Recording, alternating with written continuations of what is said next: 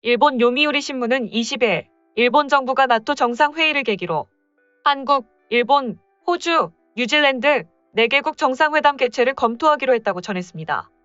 요미우리는 오는 29, 30일 스페인 마드리드에서 열리는 나토 정상회의에 초청받은 한국, 일본, 호주, 뉴질랜드가 4개국 정상회담을 개최해 중국을 염두에 두고 동남중국해에서 일방적인 현상 변경 시도에 반대하는 의사를 밝힐 전망이라고 보도했습니다. 또 중국이 영향력을 확대하는 태평양 도서국에 대한 지원 방안도 회담 의제가 될 것이라고 예상했습니다. 요미우리는 나토의 아시아 태평양 파트너국인 4개국 정상이 협력을 확인해 자유롭고 열린 인도 태평양을 추진하는 목적이 있다며 우크라이나 정세 대응에 주력하는 나토 각국에 아시아에 대한 관심을 높이려는 의도도 있다고 분석했습니다. 자유롭고 열린 인도 태평양은 미국과 일본이 중국의 해양 진출을 견제하기 위해 추진하는 구상입니다. 이번 나토 정상회의에는 30개 회원국 정상을 포함해 윤석열 대통령, 기시다 후미오 일본 총리, 앤서니 앨버니지 호주 총리, 저신다 아던 뉴질랜드 총리 등 파트너국 정상도 참석합니다. 이소자키 요시히코 관방부 장관은 이날 기자회견에서 4개국 정상회담이 개최될 것이냐는 질문에 현 단계에서는 어떤 것도 결정되지 않았다고 말했습니다. 요미우리는 나토 정상회담 계기 한일 정상회담 성사 여부와 관련해 일본 정부 고위 관계자가 환경이 조성되지 않았다고 전했습니다. 그러면서 일제강점기 강제동원 피해자 배상 문제와 관련한 한국 측 대응이 보이지 않기 때문에 보류하기로 했다고 전했습니다. 다만 한일 정상이 짧은 시간 비공식 회담을 하거나 서서 이야기를 나눌 가능성은 있다고 보도했습니다. 윤 대통령은 지난 15일 용산 대통령실 청사 출근길에 기자들과 만나 한일 정상회담과 관련해 외교 문제가 아직 정해지기 전에 확인해드리기는 조금 어렵다며 확정된 건 없다고 말했습니다.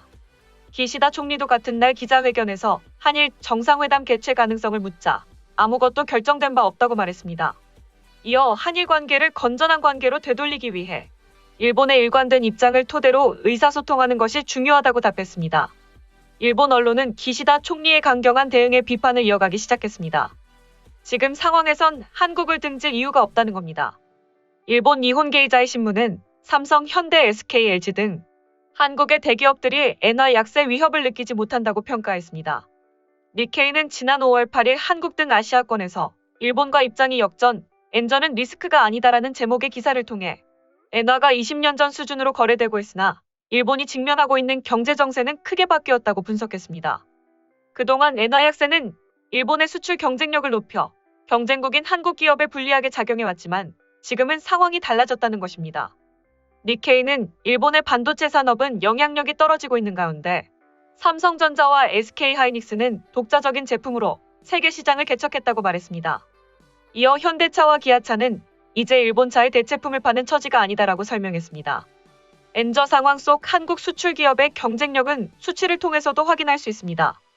한국무역협회 국제무역통상연구원의 최근 엔화 약세의 우리 수출 영향 보고서에 따르면 한일 수출 경합 감소, 원화 동반 약세 등으로 엔저가 한국 기업들의 수출에 미치는 영향은 제한적인 것으로 나타났습니다.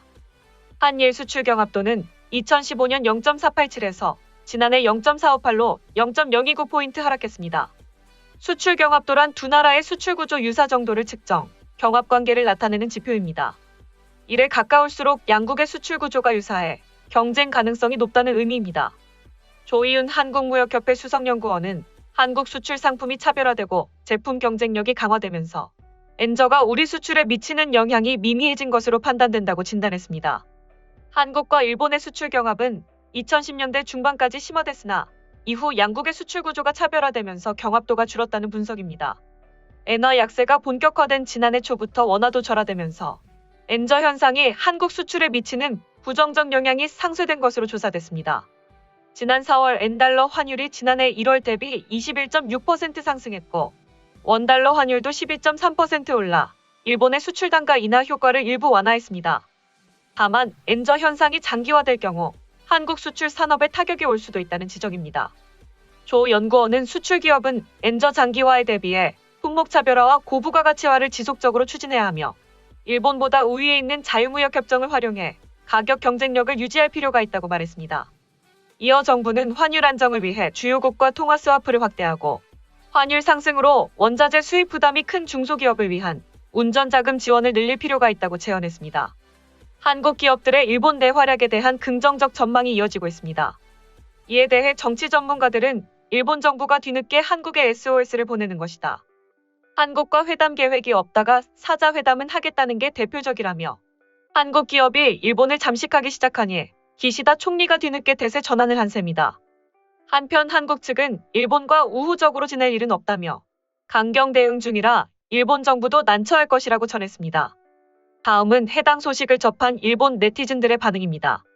개요적인 이야기는 그렇겠지만 강론 부분에는 고찰이 허술한 부분과 재현으로서 불충분한 점이 보인다. 정부는 생산성을 올리기 위해서 DX라든지 일본의 현장을 이해하지 못하고 있다. 사실 기시다 총리가 빗나간 정책을 하고 있는 것은 아닙니다. 자유민주당에는 큰 영향력을 가진 경제계가 뒷받침되고 있습니다. 그것들로 인해 그에게 실용적이거나 혁신적인 아이디어가 있어도 경제계에 불이익하면 망하게 되는 사정이 있어서 이렇게 되어버린 것입니다. 기시다 총리가 아니더라도 자민당 정권이 계속되거나 경제계와 분리되지 않는다면 같은 일이 반복됩니다. 만약 빗나간다고 표현한다고 해도 그것은 보도 등으로 현혹되고 자민에게 투표하는 서민의 일본과 정치에 대한 인식에 의해 애써 빗나간 척하고 있는 것입니다. 일본은 국민 주권의 나라입니다. 국민이 보도 등을 통한 프로파간다를 간파하고 더 나은 사회를 만들 수 있도록 똑똑해져야 합니다. 대체로 찬성하고 싶지만 불안정한 고용 상황도 저역망 사회의 큰 요인이 아닐까요? 종신고용은 현실적으로 어렵다고 해도 고용 안정화는 내구 소비재의 소비나 대출, 특히 파급 효과가 큰 주택 구입에는 큰 영향이 있을 것입니다.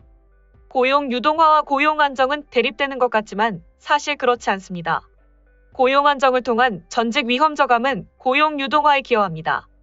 경제정책, 사회정책으로서 인구정책을 내걸고 저출산 대책과 이민정책에 의한 인구 감소에 대한 대책을 실시해 국내 시장의 유지 확대를 실시하지 않으면 국내 시장용 설비 투자를 환기할 수 없다. 일본 기업의 생산성이 낮은 원인 중 하나는 비정규직을 늘린 것이 크게 관련돼 있다. 눈앞의 실적을 개선하고 경기 번안에 유연하게 대응하기 위해 저렴하면서도 불안정 고용의 길을 재개와 정치가 뭉쳐 가속화한 결과 근로자의 스킬이나 경험이 업데이트되지 않고 기술과 노하우 계승도 일어나지 않는다. 결과적으로 단기적인 일손 부족을 이제는 외국인 노동자에게 의지하려고 하는 형편. 본래 노동 생산성을 높이기 위해 필요한 것은 투자이고 그에 기여할 것은 기계화나 인력 투자다. 그것을 게을리한 것은 기업이고 그것을 뒷받침한 것은 정치인들의 무능한 정치나 다름없다. 노동이동이 일어나기 어려운 현상을 개선해야 한다고 하지만 지금 현재 상황에서 그것은 요원하다. 왜냐하면 성장 분야라고 할 수 있는 분야의 상당수는 저임금이고 전직이라는 리스크를 짊어지고까지 노동 이동하는 것에 아무런 메리트는 없다. 단순히 해고 규제를 완화한 곳에서 원활한 노동 이동은 있을 수 없다. 봉급을 올리기 위해서는 정부에 의존하지 말고 기업이 우수한 직원을 리크루트하고 교육, 일에 대한 평가까지 제대로 해주는 것, 그러면 직원들의 의식도 높아지고 게다가 회사의 업적은 향상될 것이며 더 나은 인재를 확보할 수 있는 사이클이 생긴다. 소식 마치겠습니다. 오림박스는 내일도 최선을 다하겠습니다. 감사합니다.